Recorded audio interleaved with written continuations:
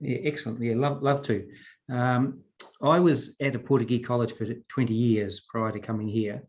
In the first 10 years of that, I was one of its deputy principals, and I had responsibility for this thing called discipline. And I only had one understanding of behaviour management. That was there's a list of rules. You do your best to support kids to comply with those rules. You do your best to support staff to monitor kids complying with those rules. And then you oversee what sort of punishments that would fall upon those kids when they break those rules. And so I did that for 10 years. And over those 10 years, 50 students a year were suspended from that school. So that's 500 kids, and the whole school roll was 500. And in any one year, up to 10 of those kids would be excluded from school, which over 10 years is 100 kids. And I didn't sort of realise it while I was in the soup that was happening. It was when I looked back on it that horrified me. But one of the things, the journey got kicked off because I was finding that every few months I had to find the next punitive thing to apply to kids, because we had these things called lunchtime detentions that kids got when they broke our long list of rules, and teachers weren't able to resolve the issues themselves, so they'd be put on a lunchtime detention, which I had to oversee. And after a while, I suddenly realised that kids were getting comfortable with that level of punishment and that it was having no impact on their behaviour. So I had to find the next punitive thing. So I introduced after-school detentions every Thursday, and that was pretty demanding on me and other staff and such like. And after a while, kids started getting comfortable with that as well. And then, in fact, some kids would be given one and not turn up to it. So, what do you do next? So what did I do next? I found the next most punitive thing I could legally do, which was run Saturday detentions. And so I applied those, and kids got comfortable with those. And then what did I do if they didn't turn up to those Saturday detentions? And just as importantly, what did I do when kids loved turning up to school on Saturday morning and getting some of their work done? But I'd run out of room to go with the punitive approach. And that coincided with the time in which I became principal. And I had that position for the next 10 years. And overnight, when I was appointed, I simply said, I am not going to stand down or suspend any students. Now, I didn't know what else to do other than what we'd already done. But just by simply saying that, I suppose putting words to a vision, just by simply saying it, it changed a few things. And for the first 2 years, I think we suspended 5 or 6 kids a year, which is a great drop from the 50 or so. But I still had nothing really other than just trying harder and harder and harder to win these kids and their families around. And that's when myself and my DP went to a restorative practice 3-day training that Marg Thorsborn was delivering. And our Ministry of Education realised that this was a good thing for schools to get involved in, and they funded us to go. And I just loved it because I saw a formalised structure, a really rigorous structure that captured my view of the world and what we should be doing. I remember you talking about then having to dismantle your punitive kind of systems in the school. Can you talk a little bit about how the kids coped with that and how did staff cope with that? Yeah, so I started making quite a few mistakes, I suppose.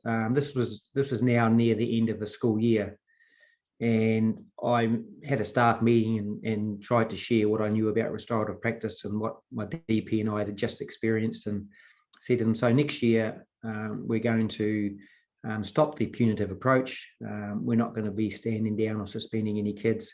We're not going to be having these lunchtime detentions, and we're going to follow some practices built around restorative practice.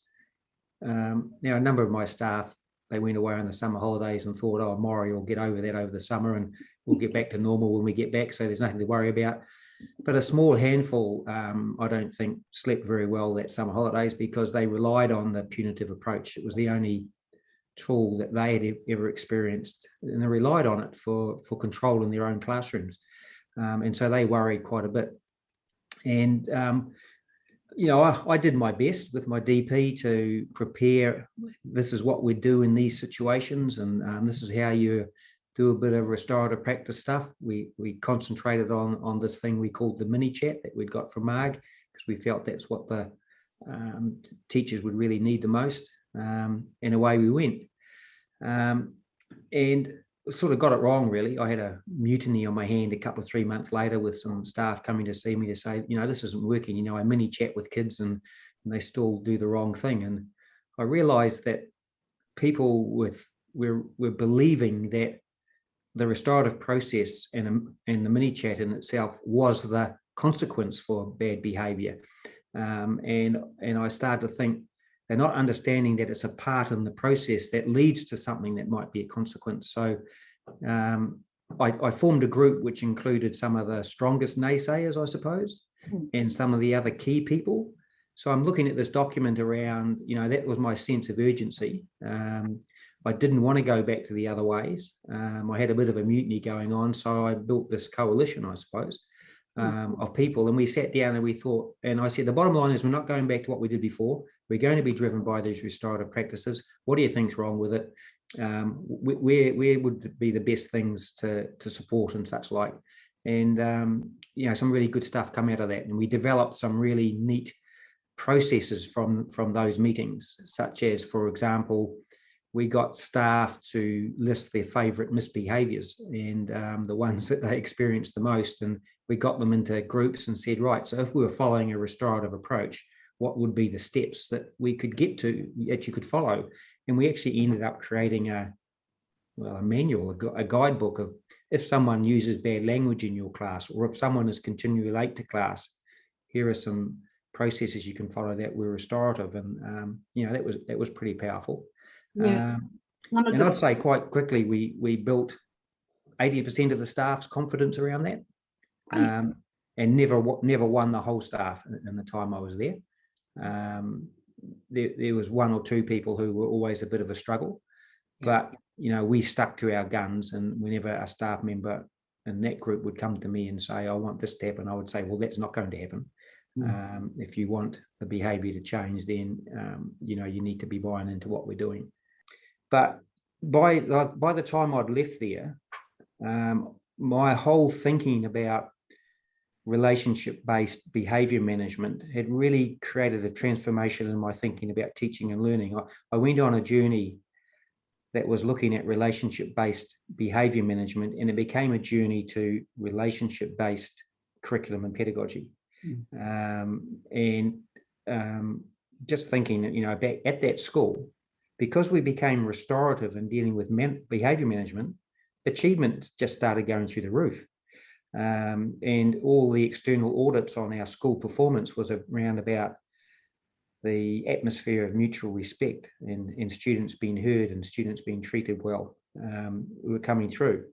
And so I could see that link, that if we concentrated on respect and repairing harm to relationships, achievement and engagement were really climbing.